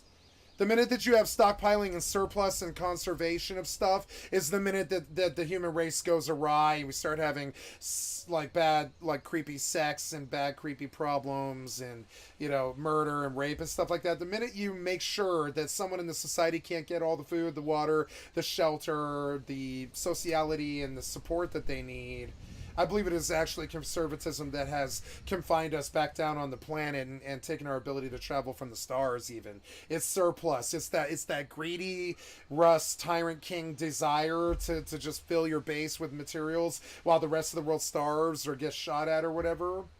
And I just don't like that. I don't like that. I don't like that premise. I don't think it's a good one. It's surplus. I think it's actually the worst problem about this. And the reason that I think about this, the reason I think this way, is because of an old book called "My Teacher Flunked the Planet." And it's a really wonderful. It's by Bruce Coville. My Teacher Flunked the Planet, right? Really wonderful series, right? My Teacher Flunked the Planet, and it's this alien Broxhome comes and interviews like a 12-year-old boy and a 12-year-old girl, very preteen book, right? About why, and so the Intergalactic Congress. It's a very good Star Wars story actually, and I've seen movies that do this same premise. The alien shows up on the planet and he asks us, why I think the Abyss is kind of about this too. Why should we let the humans live? There has been 30,000 known colonized planets by over 30,000 different organisms, and the humans are the only ones that engage in nuclear war and hatred and violence. The rest of us all just sort of farm and we eat animals and stuff, but we don't kill each other. And we're wondering why the human race invented nuclear bombs, and we wonder why the human race kills each other, because that's something that doesn't happen anywhere else in known society unless it's for food. And so the alien doesn't believe that the alien has been studying us for like 50 years and since like 1964 when JFK got killed, and the alien doesn't believe that the planet should be should be passed in terms of like the International Council. It's like the International Space Council. I think it's like ISC or something like that. The International Space Council doesn't believe, like the International Space Council believes that the fact that the human race has invented the nuclear bomb when none of the other 30,000 known races throughout the universe had ever done something like that, and we kill each other with the nuclear bomb, and this causes the entirety of all the Federation of Planets to freak out and be like, why does the human race kill each other with human bombs instead of coming to try to join us in the stars? And the alien tells the kids, he's like, if you guys come join us in the stars, we'll give you international travel. We'll give you intergalactic travel. We'll give you will be was drives. We'll let you connect in full pockets of the universe so you can travel from one end to the other in a single second. He was like, we'll make sure you never starve again. We'll make sure you'll never need violence again and all this other stuff. But right now, Broxhome, the alien, has flunked the planet, and you have to convince us why we should let you live. And the first thing Broxhome does is bring the kids to Africa to a fucking surplus warehouse full of food that is rotten until it's caused a disease that's killing the people around the warehouse, right? It's caused this COVID novel virus disease that's killing everyone around it. And it's because they kept this surplus of food so long that it rotted and created this terrible novel virus. And on top of it, right down a block away, people were being shot over a religious war and a blood diamond war, and down another street is people who are starving, like huddled up against the wall of the warehouse that is guarded by armed guards and shit. And like people can't get the food out of the warehouse, and the warehouse food rotted and caused the novel virus and all these other weird problems that I think I saw later in my own personal life, like COVID. I think surplus causes COVID. Believe it or not. If you keep food and zoonotic stuff lying around for too long, you get COVID. And it's because people like to stockpile things way too much. I believe conservatism is actually killing the human race. And I think most people say, oh, you're just trying to bring in some political fucking thing about ideology and politics, and I'm not. I'm actually not talking about politics. I think conservatism in politics is actually okay. I'm talking about conservatism in when it comes to stockpiling or surplusing resources that don't reach the community before they starve or get stupid or crazy and kill each other, is like what is killing the human race. And this is the argument that Broxholm the alien steps with the first day that he meets the kids. The first day that the kids figure out who he is in the first book, and in the second book they go roaming the planet like a veritable Harry Potter and Hermione Granger, while the alien shows them all the reasons why the Interstellar Council wants to blow up the planet. And the first book is like, my teacher flunked the planet, right? And the second one, I think, is like the whole series from Bruce Colville. It was like prophecy. It was like crazy. It was so good. And so now I think like your conservatism that you stand on rots the food in the aisles. It put the cars that put the smog in the air that killed the air. It put the trash and the plastic in the fucking ocean, and this plastic fantastic quick access like fucking capitalism and all the shit that we do. Put the plastic ball in the ocean and all this other shit about like it's either conservatism or liberalism. We were too liberal with the plastic and we were too conservative with the food. We were too conservative with the education. We were too conservative, especially with the education, and we were too conservative with mental health. So I'm not saying like liberalism isn't a problem with it too. When we just throw a lot of money at a problem like a liberal will, that can be a really, really bad thing that can leave you with nothing left later. So I'm saying but the surplus though, the nature of conserving a surplus, while it is important, and I believe a lot of strong people would say that it is essential. I don't think it's good. I don't think so. So Metric wrote a very good song called Speeding the Collapse, which is exactly about this. It's called Speeding the Collapse, right? I'll read the lyrics. I'll try to sing the song, but I can't sing too good, but I love this song so much I'm just going to try and sing it anyways, right? It's called Speed the Collapse, right? He's talking about prevent the collapse, but Metric talked about how they're speeding the collapse, right? And so I don't know, like, see how the bugs, the programs are all bugged and you can't get what you want from anything anymore? It's because all of our software is broken. I can't get the lyrics, right? Oh, the lyrics.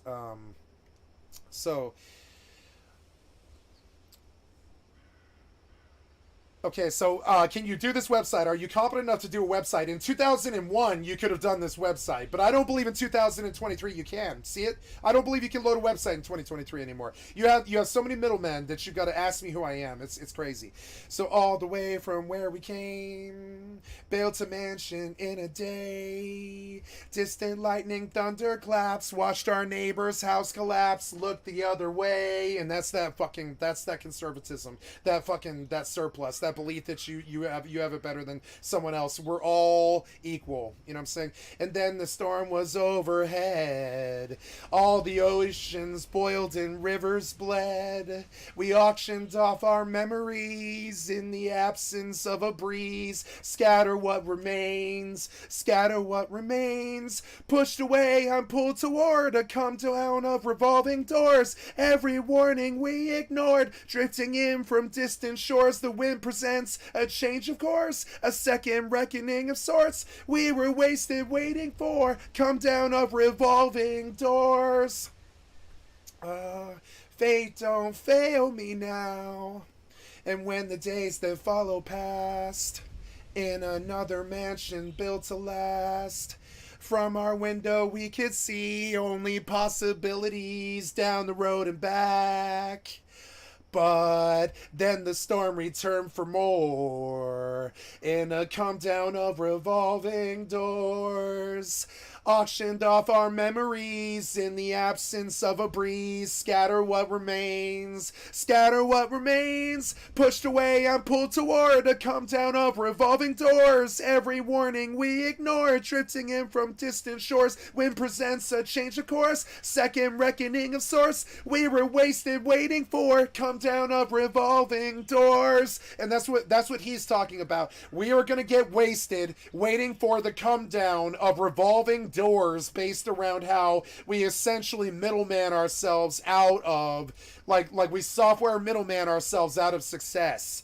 And it's a come down of revolving doors is the lyrics that she wrote. I think it is a come down of revolving doors. It's a revolving door, a buggy code that breaks our software.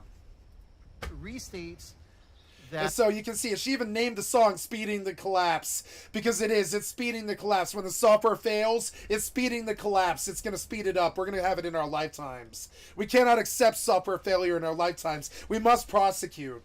It is too late. We must prosecute and force them to do it correctly, or we will die. Right now, we live in a very... You cannot build the world on faulty software math. You cannot build a foundation on faulty software math. You know what happens? The house falls down. If you build something on a house on a shaky foundation of bad software, what do you think is going to happen?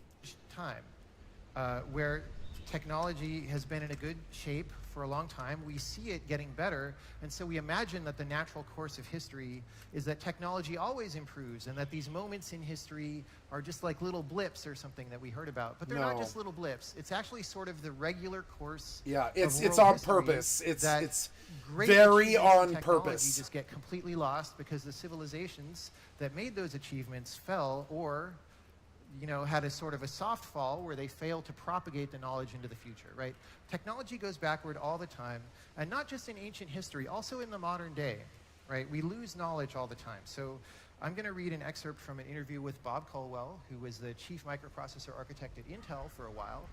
But this interview is from before that. It was from the booming days of Silicon Valley when he worked at a startup called Multiflow. They were trying to make a very large instruction word processor when that was a new experimental idea. And they were having a lot of problems. Like when you try to design the chip, you're using components from other manufacturers, and he just couldn't get anything to work reliably. And he was like, what the hell, right? So he says, Rich Lethen and I made a pilgrimage down to Texas Instruments in Richardson, Texas, and we said, as best as we can tell, many of your chips don't work properly. And does this come as a surprise to you? Drive active. I half expected them to say, what, you're out of your mind, you've done something wrong? Come on, you don't know what you're doing. Go use somebody else's chips. But no, they said, yeah, we know. Let me see your list. And they looked at the list and said, well, here's some more that you don't know about. And by the way, it wasn't just TI. Their parts were no worse than anybody else's. Motorola's were no good. Fairchild's were no good. They all had this problem. And so I asked TI, how did the entire industry fall on its face at the same time? We are killing ourselves trying to work around the shortcomings in your silicon. And the guy said, the first generation of transistor logic was done by the old graybeard guys who really knew what they were doing. The new generation was done by kids who are straight out of school who didn't know to ask what the change in packaging would do to inductive spikes, right? So when you change the voltage in places on a chip, it generates a magnetic field because that's just what happens. And when those fields interact across a chip, it's bad, right? And the new people designing these chips didn't know to take that seriously. And that's why technology degrades, or it's at least one reason, right? It takes a lot of energy and effort to communicate from generation to generation these important things that you need to know in order to do a competent job making the technology. And there are losses in that communication process, almost inevitably. And without this generational transfer of knowledge, civilizations can die because the technology that those civilizations depend on degrades and fails. So let's talk about a civilization that fell, actually a whole group of civilizations. The diagrams I'm going to show here are from a lecture you can find on YouTube called 1177 BC, The Year Civilization Collapsed, by Eric Klein. And we're talking about the Late Bronze Age, which was the time of a number of civilizations you've heard of probably, like the Egyptians, or the Mycenaean Greeks, right, or the Hittites, the Babylonians. So this civilization, or this network of civilizations, was sort of spanning Mesopotamia and the Mediterranean Sea. And they had developed quite a sophisticated network of trade. So in this graph here, each of these points is one of the civilizations, and the lines are, established communication and trade routes between those civilizations. And whereas not all of them were connected to all of the other ones, they were interconnected enough that you could relatively efficiently route things from Oh, good, I one lost to my another Gila. if you needed to. And that was very important. Is empty. Because bronze, The which capacitor the is civilization depended on for things like defense, was hard to make back then. You had to do it by combining copper and tin, and copper was relatively hard to find and was found in places like the island of Cyprus. And tin was also really hard to find and was found very far away from those copper places, like in Afghanistan. And so you somehow had to persistently ship these things around in order to make your bronze and the other things that your society depended on. And nobody's sure exactly what happened in this collapse, but people believe there was some kind of environmental stressor to kick it off, like there was a huge drought, possibly also some floods are theorized, and this led to some people attacking some other people, and maybe you need to start using your ships for defense instead of trading, and basically you went from all these flourishing civilizations to 100 years later, none of them were left. And by none of them were left, I don't even mean that the nation states were gone. Like many of the cities were burned to the ground, and the languages and cultures don't survive. Even though they wrote by, pressing things into stone, like nobody was able to translate those languages. Even today, we still can't translate a lot of them.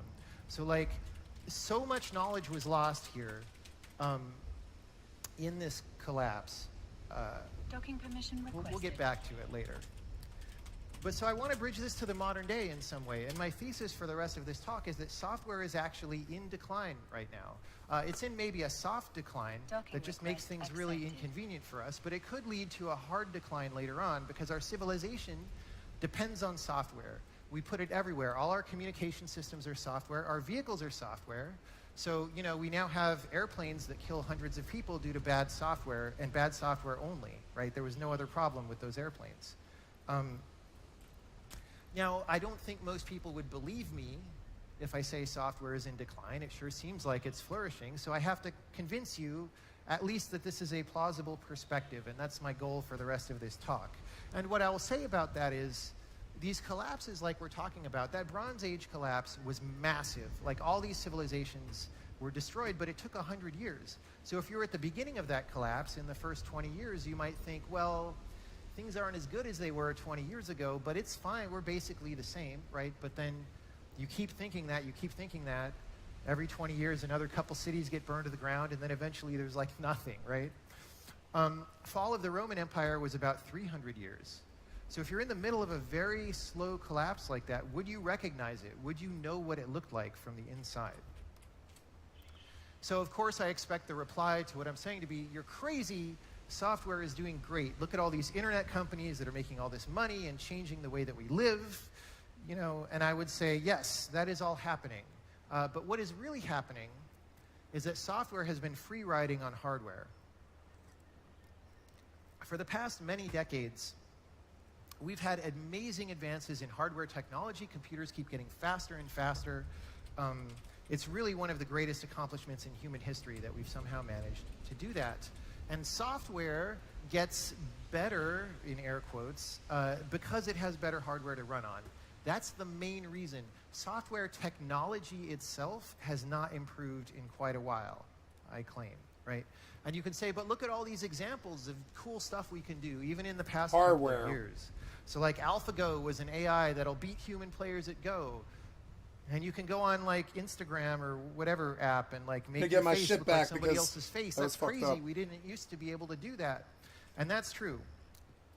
But most of these, again, are products of hardware being fast. Most of these cool things that we do now are due to machine learning algorithms. And it's, those really are relying on quantity of computation right now to produce impressive results. It's hard to imagine being able to train AlphaGo 20 years ago on the computers we had at that time, right? So it's not there are software technology improvements here, right? Machine learning algorithms have legitimately gotten better, but there's two things to say about that. Well, the main thing to say about it, I will say, is just that it's a minority of actual software technology, right? So of the volume of things that we run, the thing that runs the machine learning algorithm that produces the actual impressive result is a very small piece of the program. It's actually really simple once you understand the math, and especially if you don't have to train it, if you just have to use it, right? And so when you take an app on your phone like that does something funny with your picture, the part of it that does the thing that we think is cool and really value, that piece of software is tremendously simple compared to all the stuff about like loading the bitmap for your face or responding to user input events, right? That part of the software is huge and complicated and is the part that's kind of falling apart. So I would characterize software as having small local technological improvements like machine learning with overall inertia or degradation in the rest of the field. And we're very impressed by the improvements though, right? And let me illustrate the degradation part as best I can. And it's to say that we simply don't expect software to work anymore. And I'm not sure when this happens. Computers always had a reputation for being a little bit funny, but if you go back many decades ago, it was generally due to like not being user-friendly or hard to understand how to use it. But today, if you're using a program and it does something wrong, you're just like, yeah, it's software, restart it, whatever. And that didn't used to be. And if our standards are shrinking over time, how low can they shrink before it becomes unsustainable? So I decided to say, I want to quantify or illustrate how much I put up with this from day to day. So from now on, I'm just going to take a screenshot every time any piece of software that I use has an obvious bug or unintuitive or incorrect piece of behavior. And right when I decided that, I was working on my compiler in the command line, and the console that I use, after a while, just starts saying attempt to index a nil value in the prompt because it's written in Lua for some reason. Then I go to Emacs, and I'm working on my code, and Emacs is set to reload files that have been modified. And that used to work fine, but at some point they broke it so that it reloads the file too early and doesn't get the whole thing, and half of it is cut off, and I have to like manually reset that every time it happens. Then I go to Gmail, and I'm going to send an email to the rest of the team about some graphics stuff, making decisions about what to do. And I copy a line of a previous email and paste it into the reply box. And then I start typing my reply, and it goes into like a 3-character wide column over here because somehow they've managed to reproduce all the kinds of stupid Microsoft Word formatting bugs that everyone was frustrated with in the 90s and 2000s. Now those are in Gmail. And I don't know how to fix it. Like, you fight with it for a while to get it to stop happening. You have to, like, delete something invisible. I don't know. Very annoying. So then I say, OK, I'm going to get some real programming done. I go to Visual Studio, and I say, I'm going to type in my command line arguments up there. And as soon as I do that, we get this box that says, hey, collection was modified. Enumeration option may not, or operation may not execute. Why? I don't exactly know why that's a problem. Like, I'm just telling it a string. We're not even trying to do anything with the string. It's just like, save this for later for when we want to run the program. But apparently that's too hard, right? And this is far from the only problem with Visual Studio. Visual Studio has many, many bugs. But this is the funniest one because it's so simple what I'm trying to do, and it can't do it all the time. I don't know what percentage of the time this happens. It's probably like 5%. I don't know, 4%. So then I decide to blow off some steam and play some games. So let me download a game on the Epic Store, but we're unable to start the download for some reason. So maybe I'll go to Steam because that's a more reliable, longer-lasting store. And I'm able to actually download a game, but then when I go to the install window, it's just like a black window, and I have to restart Steam to play the game. Then I manage to play the game, and then I alt-tab out for a second to check something, and then now full screen is all messed up, and the game's like up in a corner of a window, right? And then I have to restart the game to get full screen again. And then I'm watching some Counter-Strike. There was a really good match between Cloud9 and Luminosity Gaming about a month ago. And, but for the entire match, there was a mysterious sixth player on the Cloud9 side called Undefined up in the corner there. Let me zoom in on that map for you Counter-Strike fans. It's Undefined is on the left. 100,000 people were watching this match, and it was there the whole time. I was thinking about a game I like called Ultima 4, so I went to this website that had the map, and the map was like screwed up because it was like wrapping into extra lines, so I opened a different browser to see it correctly. I needed to get a visa to come to the Russian Federation, so I go to the visa site, and I start typing my information, and maybe I typoed my phone number, or I put the +1 and it didn't like it or something. So it says phone number is invalid over here. But I couldn't fix the phone number. No matter what I put in, it wouldn't accept it, because whatever the variable was for phone number is invalid would never get reset. So I had to like stop the application, close the website, like clear my cookies, go back, and reapply in order to be able to, and be very careful when I was typing my phone number. There's just so many of these. All of this was within a couple days. Like, I didn't have to try hard to find these, right? I just had to stop collecting them. But then I come here, and as if to give me more examples in this talk. So here in this hotel, where I've been writing this talk for a couple days, they have this software-controlled heating and lighting system where it's like you kind of push the non-button buttons and things happen. And some percentage of the time, not all the time, when I turn the air conditioning on or off, the phone rings. It's not a full ring even, it's just like a little boop, boop, boop, and then it stops. But I know it's not intentional because it doesn't happen every time. And I am not making this up. This actually happens in my room right now, okay? And then, for this talk, 2 hours ago, I was working at the last minute to make a diagram, and I downloaded fully legitimate licensed Creative Cloud Photoshop to my machine. The first thing I do is go File, New Document, bam. The new document extension could not be loaded because of a program error, right? And so my whole point, though, is we are not surprised by any of this. No. My other point is that it's getting worse over time. Yeah. So try this every day yourself. Until you lose your sanity. Because we've gotten used to it. I didn't even think it would be as much when I had the idea to record this. Maybe I better get off computers and the internet. I think they're going to take it from us, and I think I'll end up wanting to kill myself when they do. I think they'll take the internet, and I think they'll take the tech, and I think they'll take the power, and I think they'll kill us. And now I'm wondering if I should maybe get off the dependency before. I think it would be as much as it was. Before, you know.